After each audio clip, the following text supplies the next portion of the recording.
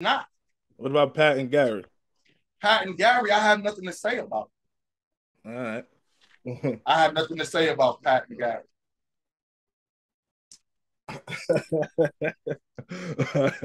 Hey, look. So I want to just touch on shit that hit the that touched the media. So what you think about fucking all right, because I remember cause you did the prayer light vigil and then fucking Chris Brown, Uncle B's attorney, try to Fuck him, come with yeah, right. Fuck him. He don't yeah. Fuck him. I agree with you on that. But because he's not family. I can say that. Fuck him. right. Anybody else? Hey, it's cool. Because at the end of the day, what they don't understand is that I got the green light from Uncle Bobby to do exactly what the fuck I was doing. Okay. The only thing, and I have to say this, bro. I have to say this because my name was slandered. My character was slandered. My uncle told me.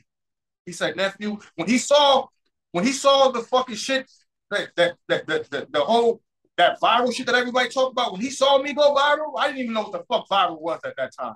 Right. They just knew I was on CNN. Okay, because I did actually, let's go back. I did actually get in touch with Nancy Grace. She got in touch with me when I was in Atlanta. And I went up to the CNN building. Before I went there, I went to a hotel at the Ritz at Buckhead. I met her twins and I got to see her as a real person. She got to see me.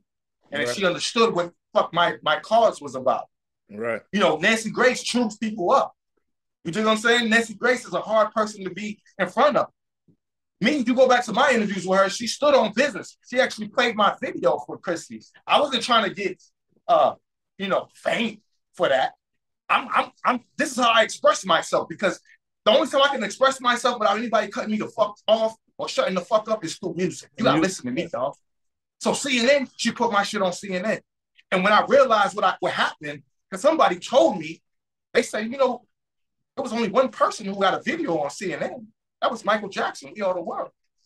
And you're the second with Pray for BK. So when that happened, Uncle Bobby, hey man, I need you to don't say anything about my daughter unless it's positive. That was the fucking green light. And I said, oh, I got you. I hung up the phone. So next few days when I see I'm getting so many fucking DMs, bro. I can't even read them all. There's a lot of people on Facebook that's probably still waiting for me to respond. But the ones that I did open up, I seen that people wanted to just come to the hospital and give her teddy bears and balloons and give off gifts and shit like that. And of course, you guys are not gonna have access to the hospital to come see her. So I thought in my mind, I said it would be great for us to pick a location where the fans could actually, the family could be involved.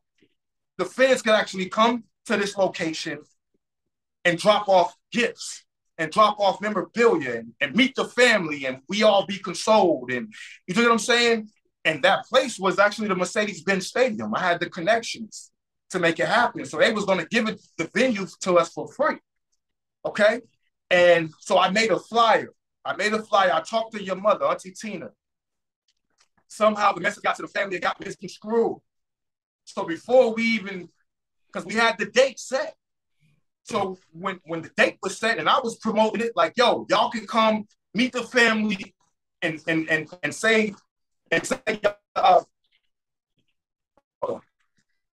you can, yeah. Y'all can come meet the family and, give your condolences or whatever, give your best wishes or whatever. So by that time, and I was in good spirits, man, I was like, yeah, man, this is great. Chris is gonna wake up.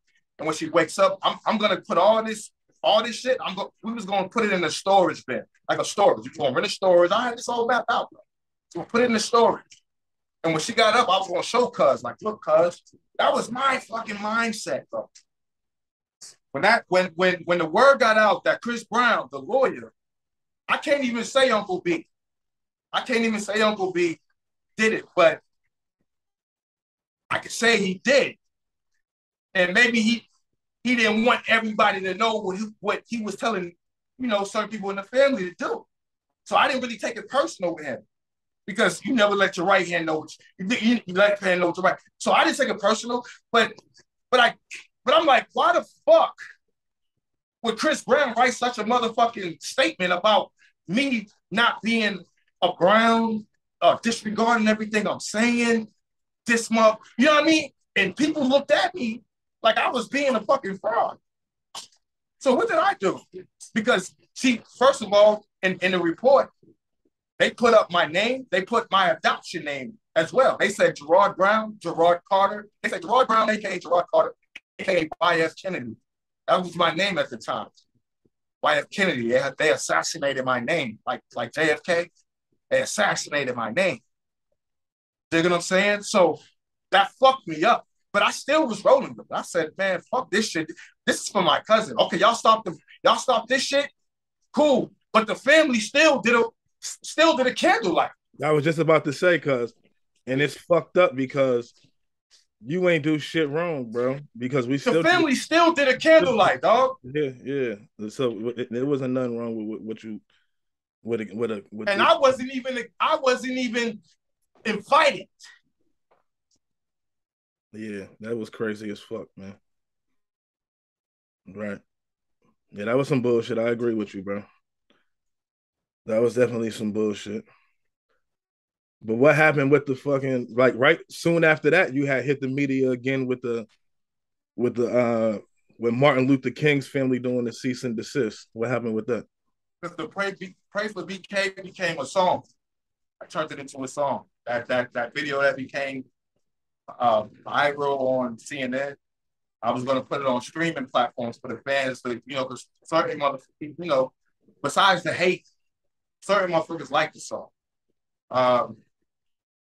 So I wanted to make it available for people to stream, and I said I was going to give all the proceeds to the Martin Luther King Foundation for, I think it was about abuse or mental health people or whatever, but Martin Luther King Foundation was behind it. I had somebody in my camp by the name of Sean King, who actually heard these ideas, and he actually, reached out to the Kings, Martin Luther King and Coretta King's daughter. I call it Coretta Jr. The shit was so big, dog. The shit made news, right? I know. But by our uncle not supporting me, it was almost like he sabotaged me. So right. For failure sometimes, I feel like it. Right. You know what I mean? But I'm not going to hold it against him, man, because I was still on the journey that I was on, man. You know what I mean? But at the same time, the Kings said, they gave me a seat. I'm the first motherfucker. Okay, let's talk about that. Because this is how I don't become weirdly depressed about the situation that was supposed to be a genuine situation. At least I'm the fucking first that the Kings ever fucking emailed to cease and fucking desist. But why though? Because my family didn't get behind something that I was doing for family.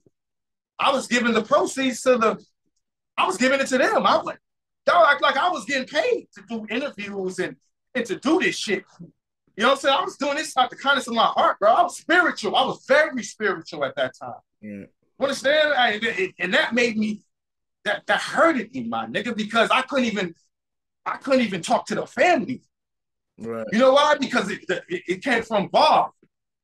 Bob agreed and he went along with the shit to X me out. I don't know if he did it to protect me or whatever, but at least call me, dog. Like you called me about what to say, what not to say. At least call me and say, hey, yo, Neff, you do this, but it's going to be some backlash. But do this. You could have said that. Or you could have said, yo, Neff, don't, but for you to, and then for you to call me and talking to me crazy when you know what the fuck you told me, and you like, you're going to put your hands on me, and I'm like, oh, no, you're not. I'm a grown man. Nigga, you know what the fuck you said, nigga. And at the time, fuck your wife, nigga, because nigga, she's getting in the family business about some shit that me and you talked about. Right. And you want to end the conversation, well, that's why you adopted. Let's be real about it, cuz. That's why you adopted. Like, so it's like, damn. It's like, damn, nigga, you gave me the green light. This is your daughter. This is your daughter, nigga. So I get it. But this is my cousin. This is my sister. Nigga, if I was in this situation, I expect one of you niggas to do the same for me. And if you tell me to chill, I'm a chill. This is your daughter. But you didn't do that, bro. Y'all act like, everybody act like I was just wilding. I was looking for fucking fame or something, nigga. You know what I mean? Certain motherfuckers understood it, something did. But I didn't give a fuck, bro. I just wanted cuz to wake up, nigga. And when she woke up, she was gonna see what I fucking accumulated behind her situation, nigga. And that shit hurted me, bro. That shit put a wedge between me and her, bro. It did. Right. You know what though, cuz on some real shit, my nigga, I want to damn apologize to you for that. I do want to apologize to the hold on. Foundation. I do. All right. We apologize. And because look, I want to apologize to you though, for real, for not even standing behind you 100% how your big cuz should, man, for real, man. Because really, the movement that you started, bro, the whole family should have got behind that shit. Know what I'm saying? And yeah. You know how shit is in our family, well, how shit used to be. It ain't really like that too much no more. But when Uncle B greenlight something and say, we against this, we against that, everybody jumped to it and was against it, whether it was wrong or right. Know what I'm saying? I think you know what. And I thank you for saying that, cuz. But I think I went wrong at is not informing y'all. Not informing you, not informing Hop. But you did. No. You did. But I did, right? You did. Didn't I? Yeah, you did. But I was informing y'all so we could all be a part of this shit. Nah, you did. But at that same time, though. I love your mother to death, but she, after they shut me down, bro, she was the one that actually gave the actual candlelight. And right. I actually talked to her about, and she was okay with doing what I said I was about to do, bro. But when it got to the news, nobody stood behind me, bro. Nobody, you know what I mean? Everybody just left me for dead, bro. And it's cool. But me and my brother, like, that was, we had a real genuine fucking situation about this shit. Like, so they see me say, Nick ain't do it, because that's not the focus for me, bro. I don't give a fuck about that shit right now. Nigga, y'all let the detectives figure that shit out. Or we'll figure that shit out behind closed doors and we'll know how to handle that shit as family, nigga. But because that shit, I learned from the last situation with Auntie Whitney going on Dr. Drew. Like, I learned from that. Right. Being emotional and want to get around family and want to stand for family. Then I realized, like, yo, man, you going about it the wrong fucking way. So I didn't want to go about it that way again with Christmas. Right. Feel me? But that same time, though, nigga, you remember shit. Me and my mother had hit the media for that shit at the W Hotel when she fucking, hit me with that bottle and shit. So there was a lot of bullshit. A lot of confusion, it wasn't bro. Even my fault. It wasn't even no bottle. She threw a glass. There was a lot of confusion. Yeah. See, that was a distraction. That whole situation that y'all went through was a distraction on what really supposed to be going on.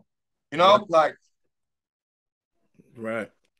Yeah, so it was just a whole bunch of shit going on, but yeah, that shit was crazy. But I wanted to ask you about that Dr. Drew shit too, because when Auntie Whitney passed, you hit media with Auntie Lily doing the Dr. Drew shit, like with Dr. Drew, and I only did that to back up Auntie Lily. Certain things Auntie Lily was telling us behind closed doors. And that she stood in front of the public with everything that she said to the public, she said to us behind closed doors before she said it. So we wanted to, show Auntie that support. But I was a little ignorant of certain of voicing my own opinion and utilizing my own voice, not opinion, but utilizing my voice for how we should do things. Because I was ignorant of certain things. I just wanted to be a soldier for the family. Right. But it backfired on us. You know what I'm saying? The message that we were trying to get across backfired on us. And Dr. Drew was a very understanding, but he's still in showbiz. So you can never go to the truth. You can never have the truth in front of a motherfucker who has a platform and you don't even really have to talk with him about it first. Like, you can't spill no information to a motherfucker and think you're going to get on this platform and he going to fucking have it your way. Because as soon as we left the fucking studio, the shit was aired in 30 minutes, bro. I swear to God, we got in the trucks, the radio, we turned up the radio. Auntie Lily was on the fucking radio in LA. And they said how they spit our whole fucking story up, bro. We see the fucking footage. They spit the whole footage, bro. The way it's showbiz. You gotta respect it. They show, life's a game. You just gotta understand the rules. We didn't understand the rules of the game they played. You feel me? So Hey man, I respect I respect it. I respect it on all. Like I don't blame Dr. Drew and his crew for how they fucking made us be perceived because that's their game. Right. You know what I'm saying? So when I understood that, I understood how when it happened again to our family again, I understood how to move. I'm not being in the fucking business of fucking blaming nobody again. That's too much fucking energy. I just wanted to say, hey y'all, nigga, she's still a human being, nigga. I don't give a fuck what you think she's doing or what she did or what she should have did or didn't do. Hey, let's just pray for her, bro. Like, what the fuck? How the fuck did that turn into a fucking like? How the fuck did that turn into some shit? Like, so you saying to make me look like, oh, I just wanted the fucking fame. I just wanted to be, certain people in the family, my own sister, like, fuck, I just wanted fucking power. Like, what? And it hurt me to the point I wasn't even invited to the fucking hospice. I wasn't even invited to the wait. But when I showed up, I had to apologize to Big Cuz. I had to apologize to her brother. I had to apologize to Landon for what I did. And only apologize because at that time, nigga, I'm not here to fucking have no smoke. I'm not here to have no smoke with you, cuz. And I know right now is not the time for me to explain myself and for you to understand why I did what I did. And the shit that I was up against. It's just sits at the end of the day. I get it. I'm gonna apologize to you right now. Fuck that. Fuck me. Standing on what the fuck I'm doing. Yeah, fuck that. I get it, bro. I know your mind's going 100 miles an hour. Right, so let me ask you, do you regret doing that Dr. Drew shit when Auntie Whitney passed? When you I regret moving the way how we move. I regret that. Because we sharp, man. We smarter than that. We really the first fucking industry family, nigga. Mom. From mom, nigga, from Uncle Tommy, from them niggas moving the industry to Atlanta and making it what it was. From us having the first fucking reality show on TV. We did a lot in the business. But we wasn't taught the business. So I regret that. Because we're so passionate, nigga. We're real. Yeah. And that real, when you real, you know what I mean? When you ain't playing by the fucking book, you look crazy. Auntie Lee looked crazy, but she was real about everything she was standing on. Maybe it was the way she was doing it, though. The time she was doing it, the temperature. Right. One thing I can say though, but I always stand behind Auntie Lee. Auntie Lily always kept shit real on what she said, bro. You know what I'm saying? She might. I mean, I stand behind some of the shit that Auntie Lily was on, but Auntie Lily ain't never really told no lies for real that I seen. Nah. But then now I just realized that no matter what was going on, I felt like motherfuckers should have hollered at us, and the hierarchy and our families hollered at us. But that's all game, so we wouldn't do anything by nobody else telling us what was going on and how we shouldn't move. Nobody was telling us how we shouldn't move. We just moved. And then they blamed us for moving. But we was moving off of genuineness. Everybody. I know I was. Right. Oh shit! I think shit. Auntie Lily was too. Auntie Lily was moving off of genuineness too. Yeah, but you know what I'm blessed because everybody that was a part of that whole shit. You don't understand the mental space I was in. Everybody that was what about the they always dropping dead. Right. That's what I was trying to say before you cut me off. If you look at that shit, bro, fucking everybody passed away who might have had. I thought every time somebody dropped, I thought I was next, bro. Information or knew something about Chrissy from fucking. Come on, man. Like, let's be real, dog. Down to fucking Max. Remember the white boy Max? Yeah. And everybody died. Everybody, hey, cuz, and you know what? You know what the crazy thing is? Everybody died from a drug overdose. Right. Down the Max, And down the fucking at the time, I was battling a lot of like witchcraft too, bro, sorcery and shit. Like, down the Max, Nick. And I mean, come on, man. Like, I'm not gonna talk about too much, but that shit brought a lot of heat my way. It did, bro, and I had to stand by myself, bro. Me and, only person that was really there at the time was my brother. You know what I mean? But I had to stand. I had to keep standing because that's the moment I realized I'll never die for nobody, bro. But I'll die with the intent to die. I'll have the intent to die before, motherfucker. Like, I'll die before you, cuz I'm not dying for you. I don't expect you to die for me. That's bullshit. I'll live for you, nigga. If we go through a situation, we gonna live to talk about it. I'm not dying for you. I don't expect a nigga to die for me. And if a nigga tell you they gonna die for you, they weak as fuck. Yeah, that's weak shit. Real shit. I'll die before you though. I wouldn't even want to I'm not even putting a nigga in the line of fire to die for me. Yeah, I know. When it's time for that, see, when you say you'll die for a nigga, then you're allowing another nigga to put you in the line of fire to be in some bullshit that you shouldn't, that the other person could have caused for you not to be. Now, when you say you'll die, you'll move off the intent of dying before, motherfucker. Then yeah, that's some different shit. Right. But let's live for each other. Long live, man. We're gonna live for Chrissy. We're gonna live for Auntie Whitney. We're gonna live for Lil Bobby. Shut up, man. That's right. Lil Bobby. And it's crazy because my pop, my mother, Jerod. And I want to speak on one thing, because like that first interview, that first fucking episode you had about how you felt about your mom situation and how it got aired to the world on his show and shit like that. It was always something that really like fucked with me, because when I talked to people that knew me and Bobby, Lil Bobby, being around each other and the shit that we did and accumulated together in his career, they didn't even know. Like, I just had a phone call with Peaches, the girl that was on his reality show. She didn't even know he passed, bro. Say that one more time. Say that one last time. Say that one last time, because I got lost.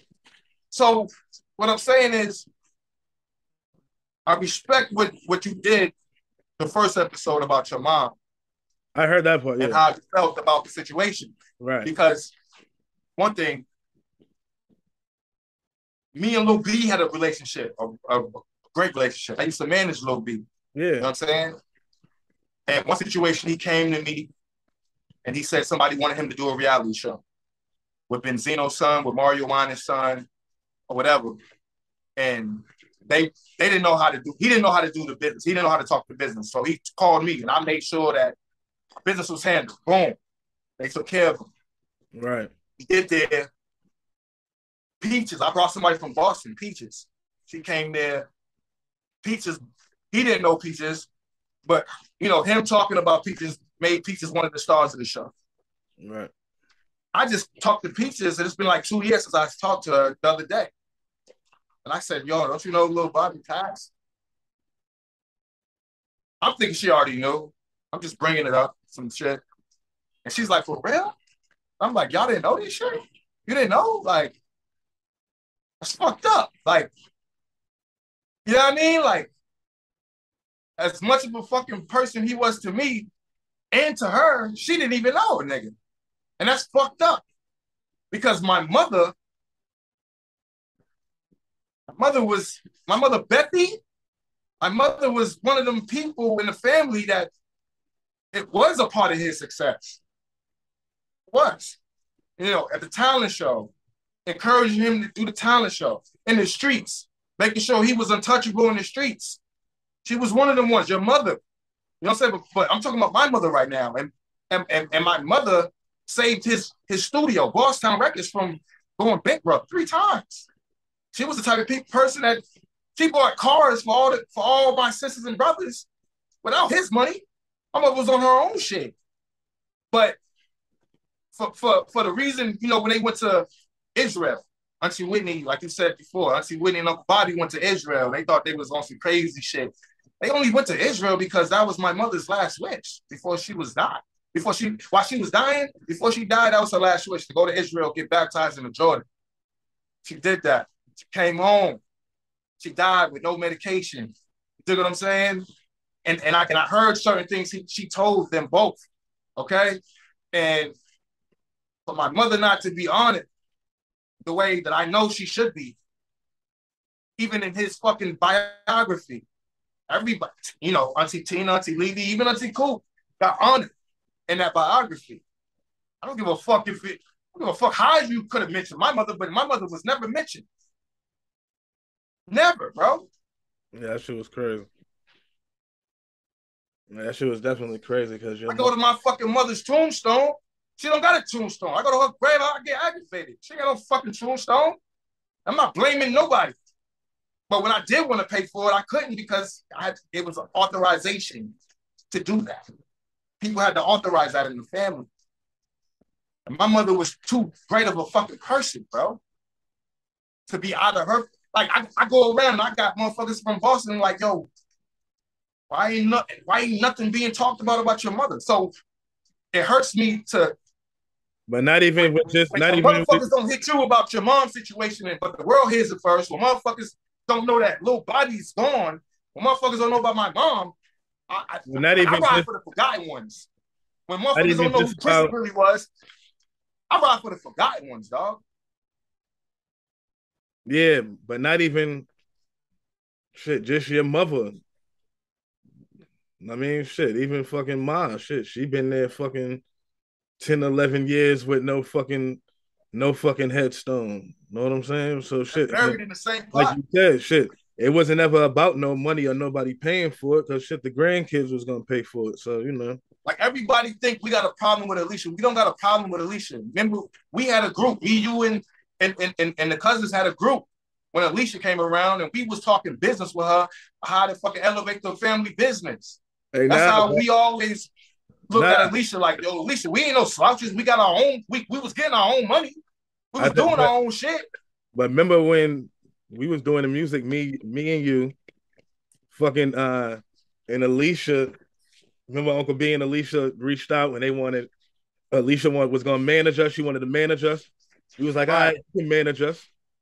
But they never executed. Excuse me. Nah, remember fucking they sent us them clothes. Remember that fucking remember we was like, all right, y'all can manage us, and they was like, all right, we about to set up the photo shoot and shit. And remember they sent us them clothes, that rebel spirit, them long ass. Yeah, man.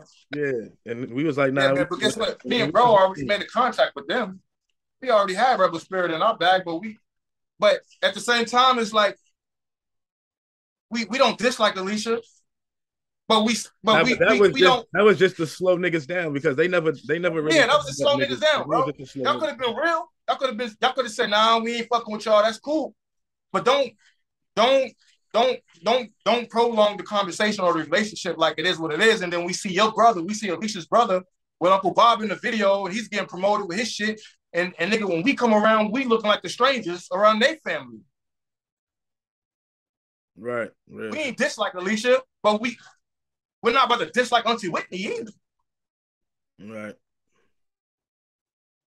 Real shit. Auntie Whitney was about family, nigga. I know you called Uncle B at the time you called him. Certain things might have happened in the family, but you took that personal, Alicia, and you separated Unc from his family. Fact. Period. If you married into the family, there's no way you should go on motherfucking national television and say you got a problem with, you know, he had a problem with his sister and you know, the way you say it, you know, it looks uneasy. Right. We all, when you marry into this family, we all become family. That's what everybody got to realize. We don't dislike Alicia, bro. Right. Nah, she ain't really, you know.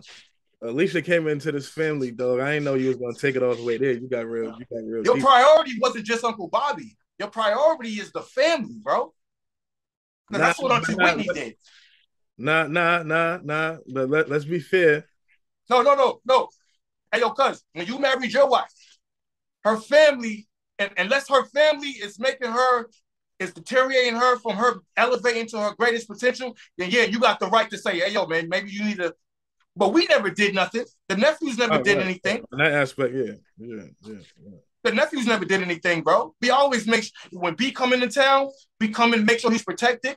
We come in with our niggas. We come, you know what I mean? Right. We ain't asking for shit. You a successful ass nigga by yourself. Nobody helped you. Right. We ain't no slouches or no leeches, nigga. Right. I wasn't doing that shit for my cousin for fame. Did that shit because it had to be done. Right. Nah, that's real. That's real shit though. Nah, when you yeah. That was some real shit, but you know that you went there fucking, you know, I don't think Alicia really came in to the family giving a fuck about nobody. You know what I'm saying? She disrespected mom and pop out the gate. You know what I'm saying? And I feel like she didn't know. And everybody she was disrespecting mom and pop, because if we say that right now they got something to hate us for because we never had the conversation with them about it, right? But if we had the conversation, maybe, you never had the conversation with who? Huh? You never had the conversation with who? I feel like we really, you know, when you have a conversation to get understanding, everybody leads with understanding. Every time we had a conversation about, you know, certain shit, like, you know, sometimes we would hear certain shit that Alicia was doing to our mothers, like your mother or aunties or the Uncle B, and we wasn't getting the right information. We wasn't getting the information from her. We never got to sit down with her to get that understanding. So every time we saw her, we always felt like, nigga, you don't fuck with us. Now you don't fuck with us. So now it's like we don't even got the time to get understanding right now. But we never disrespected either. We never disrespected.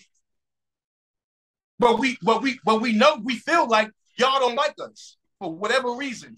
And it's cool that you got Uncle Bobby to the position that he's in, you caring for him, he's not on, you know what I mean? But bro, we're family, my nigga. Don't make it, nigga, there's no fucking way her brother, I'm just gonna say it, there's no fucking way her brother should have a fucking movie career with Uncle Bobby in it, and we got fucking people in the family with careers. I don't need help. You don't need help. But don't get in my fucking way. Don't block us. Don't block our blessings. Right. You know what I'm saying? We're supposed to be family. I don't go around talking bad about Alicia or her family or her brothers.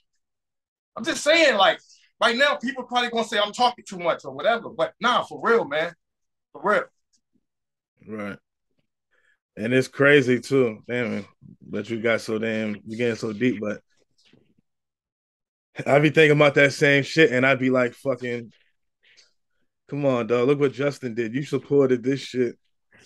Like, how the fuck Justin dropped the movie with him and they didn't give us an invite to the fucking this nigga really hurt your career more than anything, because that Don't Let Me Die video and that movie shit wasn't really hitting on nothing. So that shit was weak. Let's talk about it.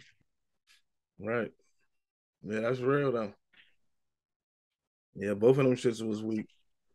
And it's like, nah, I mean, it'd be niggas. We still love them. This ain't no hate shit. This is just, we having a conversation, cuz, in front of the world right now.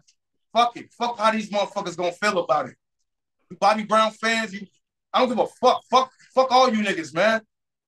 Because we ain't no fans of this shit. We go through this shit. We're in this shit. We're involved in this shit. Right. Well, bro, you know, we ain't worried about the hate.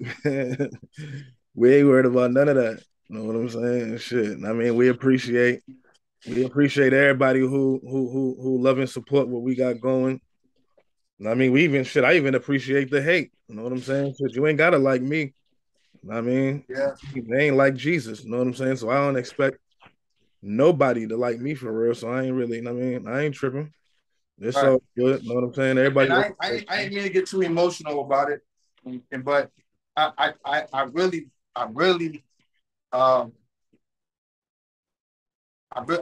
just, the thing that I will stand on is my mother, man.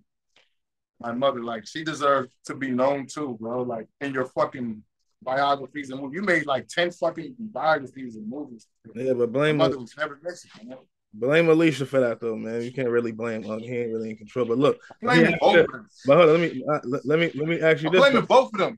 I'm blaming both of them because if it was you doing it, I couldn't just say blame your wife. All right, You're so a man. what you think about this? Oh my back. What you think about the nigga Ray J, bro?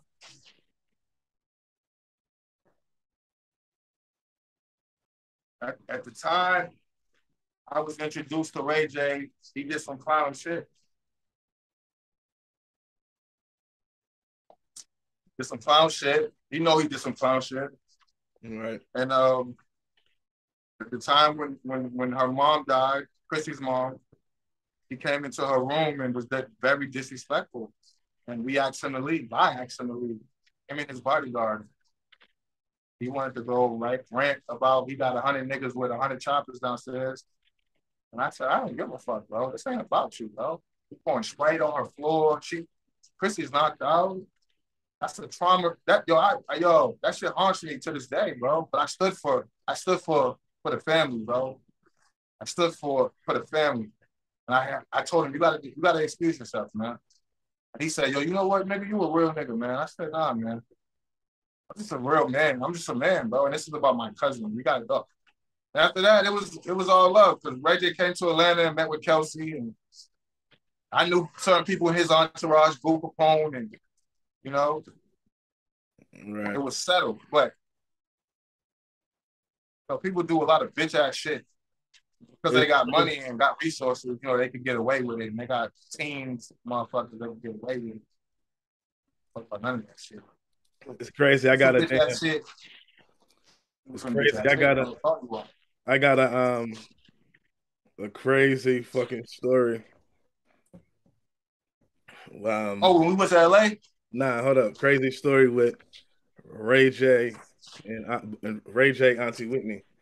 Fucking, around the time when Auntie Whitney started fucking with Ray J, that's when I was doing music real heavy. Yeah. Oh, you did the diss record. Yeah. I had felt disrespected because I'm like, nigga, we was just with Ray J, kicking it with the knockout niggas, all them niggas. It was cool with them niggas. Know what I'm saying? Max. Out of LA. Max Lux, fucking Brandy, who was on Love and Hip Hop. Know what I'm saying? What's the dark skin nigga's name with the braids? Nigga, that was signed Ray J. Shorty Low? Shorty Mac. Shorty Mac. Shorty Mac. All them niggas that was signed to Ray J. We was fucking with the whole knockout camp. So when Ray J got to fucking with Auntie Whitney, and then he was in the media and they was trying to, they was on that bullshit, trying to make Uncle B look crazy in the media. Remember, I did that diss record. And that shit went viral then, but we didn't even know what the fuck viral was. We didn't know what viral was. Right. I remember fucking Auntie Whitney had called my phone, bro, and was like, I answered the phone. She's like, I'm like, hello? She's like, shiz. She laughing and shit. I'm like, what's up, Auntie? She like, man, you crazy as hell. What's wrong with you? She laughing and shit the whole time, though. She like, why you do that diss record? What's wrong with you? You did that record on Ray J. She's like, you funny as hell. She's like, I like it though. She's like, I love you, nephew. I was like, I love you too. And she's like, I had to come after niggas. Because one thing she knew, she didn't need bodyguards when we were around. Right. Uncle B didn't need bodyguards. We were the bodyguards. Right. But shit, I was like, she was like, yeah, that shit's dope. I was like, yeah, Auntie, I had I just ain't like how them niggas. I don't like that whole situation. She was like, all right, well, I love you, nephew. I was like, I love you too, man. And we I love my team. We laughed and shit. He was just a real motherfucker, man. Yo, the realest, bro. He was the realest, bro. He was realest. The real motherfucker. Right, the realest. Hands down. The realest.